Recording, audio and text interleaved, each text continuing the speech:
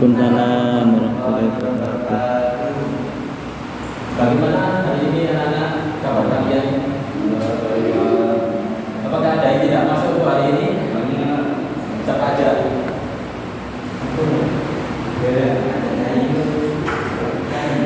Oke, nanti bakalan dikasih catatan dong. Nanti bisa ke saya. Oke. Pada sebelum memulai pembelajaran pada pagi ini, kita berdoa dulu agar ilmu yang kita dapat bisa bermanfaat dunia wal akhirat.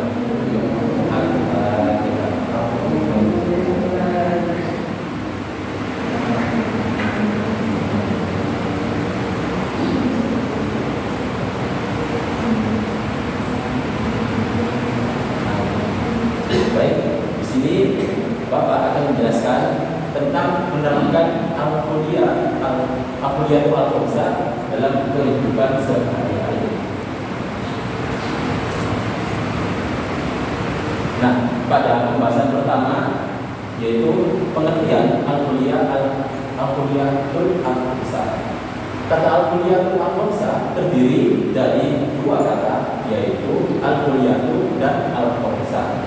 Al-kuliatu artinya prinsip dasar, sedangkan al-khamsah berarti 5. Jadi al-kuliatu al-khamsah berarti 5 prinsip dasar hukum Islam.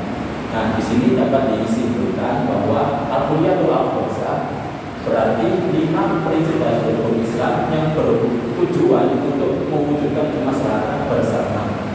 Nah, apabila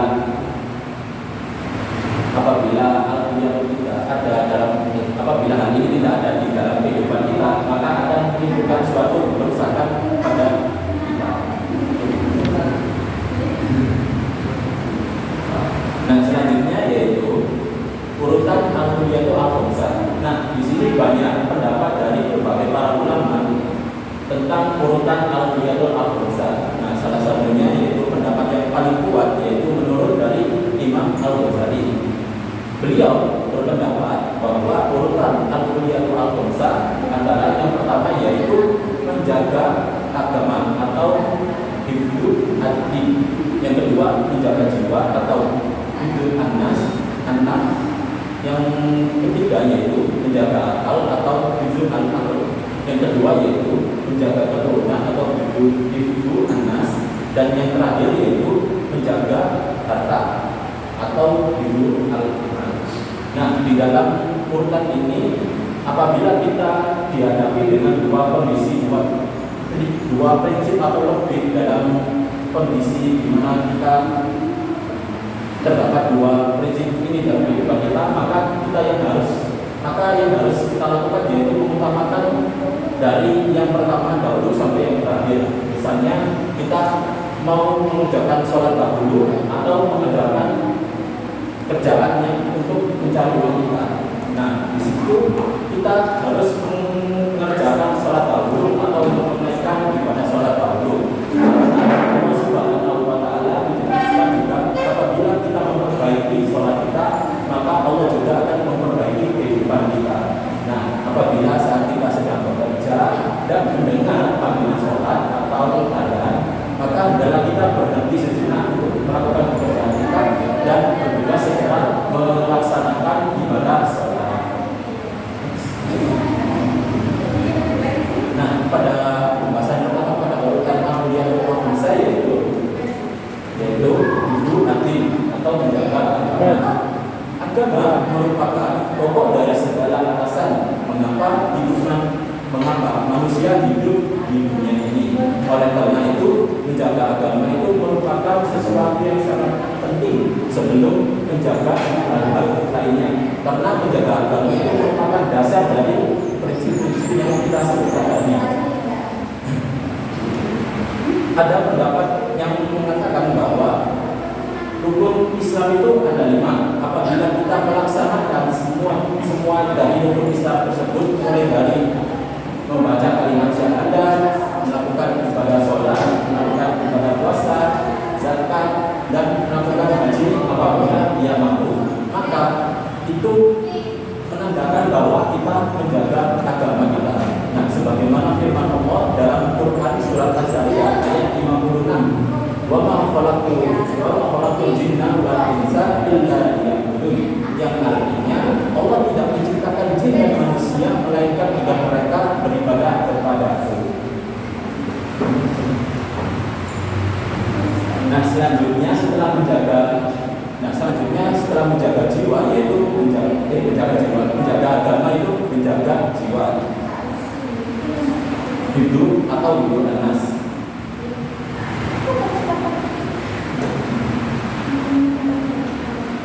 Hidup anas atau memelihara jiwa merupakan kewajiban menjaga dan memelihara jiwa manusia atau kebutuhan hidup manusia.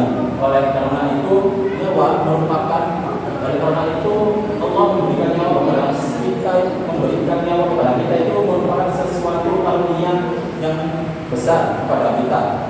Bahkan Allah menjelaskan bahwa sesuatu perbuatan yang dapat menghilangkan nyawa itu tidaklah baik, karena Islam memberikan peringatan bahwa yang tegas terhadap sesuatu perbuatan yang menyebabkan hilangnya nyawa tersebut. Sebagaimana firman Allah Subhanahu wa taala dalam Quran surat Al-Maidah yang artinya, oleh karena itu kami tetapkan suatu hukum Bani Israel bahwa barang siapa membunuh seseorang bukan karena orang itu membunuh orang lain atau bukan karena berbuat kerusakan di bumi, maka seakan-akan ia telah membunuh semua manusia. Nah, di Al-Quran juga menjelaskan apabila kita membunuh seseorang karena melakukan penyebab sesuatu hal yang tidak kita ketahui, terus tiba-tiba kita bunuh, itu sama halnya kita hanya membunuh semua manusia. Dan barang siapa memelihara kehidupan seorang manusia, maka seakan-akan dia telah memelihara kehidupan semua manusia. Nah, apabila kita melihat teman kita yang sedang kesusahan atau kerabat kita yang sedang kesusahan, kita sebagai makhluk yang sosial, kita harus membantu mereka, yang dimana sama halnya kita telah memelihara kehidupan semua manusia tersebut. Nah, selanjutnya setelah menjaga agama, menjaga jiwa, sekarang yaitu menjaga akal. Akal merupakan karunia agung dari Allah Subhanahu wa taala. Karena itulah akal juga merupakan pembeda pada manusia terhadap makhluk lainnya. Oleh karena itu Allah memerintahkan agar manusia selalu menjaga dan menggunakan akal untuk memperoleh ilmu pengetahuan. Nah, oleh karena itu Allah juga sangat melarang bagi hamba-hambanya untuk meminum minuman keras seperti khamr gitu ya, karena meminum khamr itu dapat melemahkan dan bahkan dapat merusak akal kita. Review al-aqli juga dilakukan dengan cara menjaga akal pikiran agar dapat digunakan untuk berpikir. Seperti halnya kita menanamkan nilai-nilai kebaikan kepada anak kita sejak di usia dini.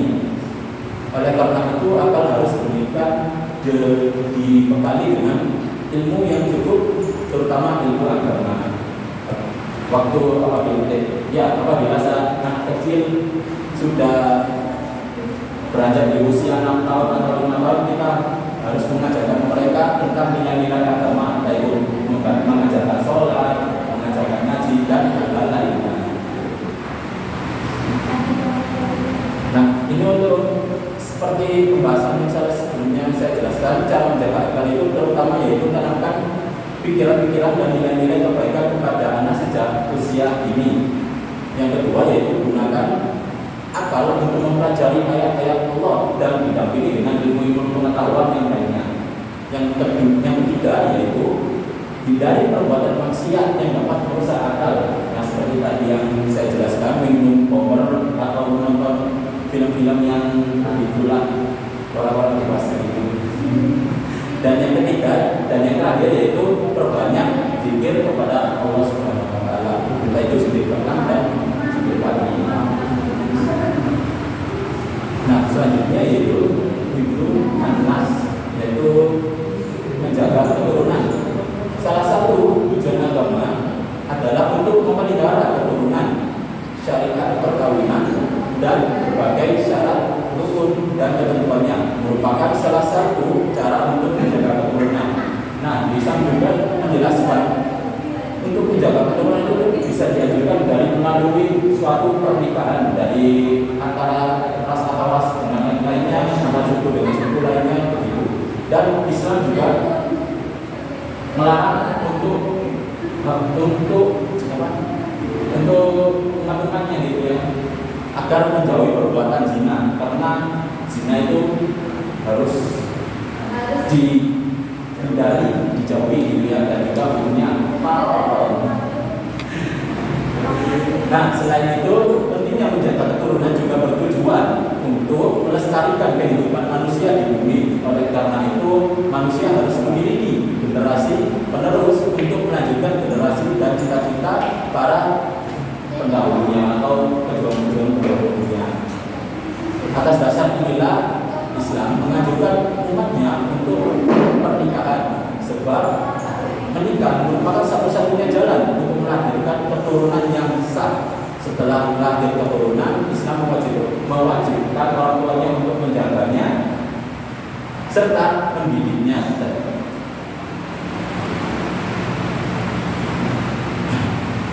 Serta mendidiknya dan mencukupi kebutuhan sehari-harinya. Nah, yang terakhir yaitu hidup al-mal. Melalui kepemilikan harta, seseorang bisa bertahan hidup ataupun hidup layak dan dapat melakukan ibadah dengan tenang. Nah, harta juga merupakan salah satu faktor bagi kita untuk bisa melakukan sesuatu hal yang baik, seperti contohnya membantu saudara-saudara kita yang sedang kesusahan, dan juga apabila ada hal musibah yang kita ditimpai, entah itu sesuatu terjadi di jalan atau pembegalan pada kita harus melindungi harta kita. Nah, karena di Islam juga menjelaskan bahwa apabila kita melindungi harta kita dan kita terus meninggal di dalam perlindungan harta kita, itu termasuk manusia syahid. Allah Subhanahu wa taala memerintahkan umatnya untuk bekerja mencari rezeki yang halal, dan Al-Qur'an mengistilahkan dengan fadlullah yang artinya karunia Allah. Contohnya seperti jual beli, perdagangan, dan mencari pekerjaan yang lainnya. Seperti yang intinya pekerjaan yang halal gitu ya, jangan berubah pekerjaan haram, tapi ngomongnya dia halal gitu, jangan. Dan mencari rezeki jajaran atau kata yang halal. Baik, itu saja bisa saya sampaikan.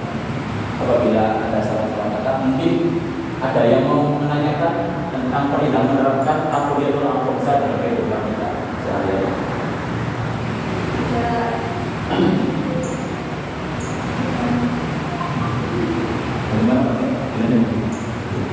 Itu saja